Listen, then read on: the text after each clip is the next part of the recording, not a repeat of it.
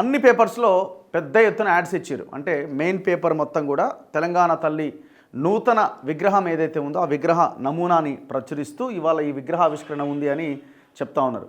జయ జయ హే తెలంగాణ జననీ జయ జయకేతనం. తెలంగాణ తల్లి ప్రారంభకులు గౌరవ ముఖ్యమంత్రి వర్యులు శ్రీ ఏ రేవంత్ రెడ్డి గారు. తేదీ 9 డిసెంబర్ 2024, సమయం సాయంత్రం 6:05 డాక్టర్ బిఆర్ అంబేద్కర్ తెలంగాణ సచివాలయ ప్రాంగణంలో పెడుతున్న ఈ తెలంగాణ తల్లి విగ్రహావిష్కరణ ఇవాళ సాయంత్రం 6:05 ఉన్నదన్నమాట.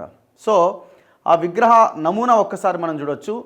ఈ పీఠం ఏదైతే ఉందో తెలంగాణ తల్లి పీఠాన్ని కూడా మనం క్లియర్గా చూడొచ్చు. పిడికిళ్ళు ఆ తెలంగాణ తల్లి విగ్రహాన్ని చేతుల్లో మోసినట్టుగా ఉన్నది. సో క్లియర్గా ఇది నూతన తెలంగాణ తల్లి విగ్రహం. పాత కేసీఆర్ హయాంలో తీసుకొచ్చిన తెలంగాణ తల్లి విగ్రహాన్ని మార్చేశారు. ఎందుకు మార్చారంటే తెలంగాణ తల్లి కిరీటంలాగా దేవతలాగా లేకపోతే నగలేసుకొని ఆ రకంగా ఉండకూడదు.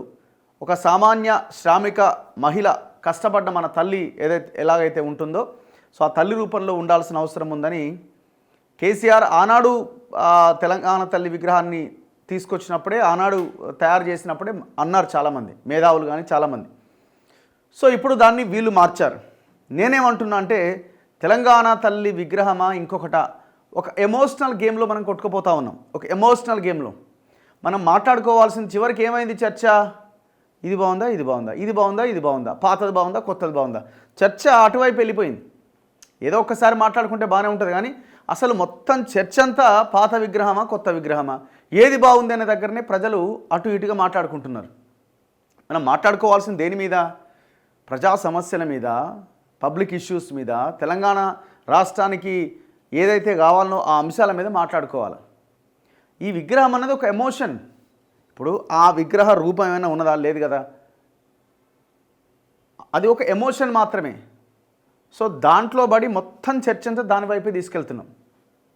ఒక రకంగా చెప్పాలంటే ఇది ఒక master brain, political master brain, ఆ బ్రెయిన్లోంచి వచ్చిన స్ట్రాటజీగా మనకు కనబడతా ఉన్నది. సో గతంలో కేసీఆర్ ఏ రకంగానైతే ఇట్లాంటి సెంటిమెంట్స్ తెలంగాణ ఈ అంశాల్లోకి నెట్టేసుకుంటూ వెళ్ళిండో సో ఇప్పుడున్న గవర్నమెంట్ కూడా చాలా స్ట్రాటజిక్గా అదే పనిచేస్తున్నట్టుగా నాకు అనిపిస్తున్నది. సో ఈ అంశంతో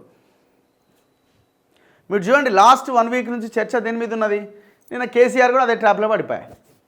కేసీఆర్ మీటింగ్లో ఎమ్మెల్యేలందరినీ కూర్చోబెట్టి తెలంగాణ తల్లిని ఎట్లా మారుస్తారన్న దాని మీదనే సగం చర్చ బాయ్. ఆయన గిచ్చుతూ ఉన్నాడు, ఆయన ఇట్లా ఎగురుతూ ఉన్నాడు. అల్టిమేట్గా ఏమవుతున్నది? ఆయన తీసుకున్న నిర్ణయాలని టచ్ చేస్తున్నప్పుడు వాటిని చేంజ్ చేస్తున్నప్పుడు అల్టిమేట్ మామూలుగానే ఈగో దెబ్బతింటూ ఉంటుంది. సో ఆ రకమైన స్ట్రాటజీతో ప్రభుత్వం ముందుకెళ్లాలని ఆలోచన చేస్తున్నట్టుగా ఉన్నది. ఇక పేపర్స్లో యాడ్స్ అయితే ఇక ఆ పైసలు ఆ కథ ఏందో లెక్కే తెలియదు. ఇక సో మనం ముందు నుంచి చెప్తున్నాం, ఈ సోకాల్డ్ పేపర్స్ ఏవైతే బడా పేపర్స్ ఇవేం చిన్న పేపర్లకు మళ్ళీ యాడ్స్ ఇయ్యరు వీళ్ళు. చిన్న పేపర్లకి లేకపోతే చిన్న జర్నలిస్టులు స్టార్ట్ చేసుకున్న వాటికి యాడ్స్ ఇవ్వరు. మొత్తం ఈ ప్రభుత్వాలన్నీ కూడా బడా పేపర్లకి యాడ్స్ ఇస్తాయి. రేపు పొద్దున యాడ్స్ ఇవ్వలేదనుకో రేవంత్ రెడ్డి మీద పెద్ద బ్యానర్ ఐటమ్ పడుతుంది, ఏం పరిపాలన ఇది అని. ఈనాడు కావచ్చు, ఆంధ్రజ్యోతి కావచ్చు, వెలుగు కావచ్చు, ఇంకోటి కావచ్చు. సో వాళ్ళకి యాడ్స్ కొద్ది రోజులు ఆపినా వచ్చే సమస్య ఏం లేదు. ఇప్పుడు మీరు విగ్రహం ఓపెన్ చేసినప్పుడు తెల్లారి వాళ్ళు బ్యానర్ ఐటమ్ వేస్తారు కదా, మళ్ళీ దానికి సపరేట్గా యాడ్ దేనికోసం? ఈ మధ్యకాలంలో రైతు పండుగను యాడ్ వేసారు, ఉద్యోగులది అని ఒక యాడ్ వేసారు, ఇంకేదో మీటింగ్ పెట్టి దాని యాడ్ వేసారు. ఇప్పుడు ఇవాళ ఇది ఎన్ని కోట్లు ఖర్చు పెట్టారు దీంతో? గతంలో కేసీఆర్ చేసిన పని కూడా ఇదే కదా. మీరు ఏమంటారంటే ఆయన అంత వేయట్లేదు, ఆయన 6 పేజీలు వేసేది మేము ఒకటే పే చేస్తున్నాం అంటారా? ఏదైతే ఉంది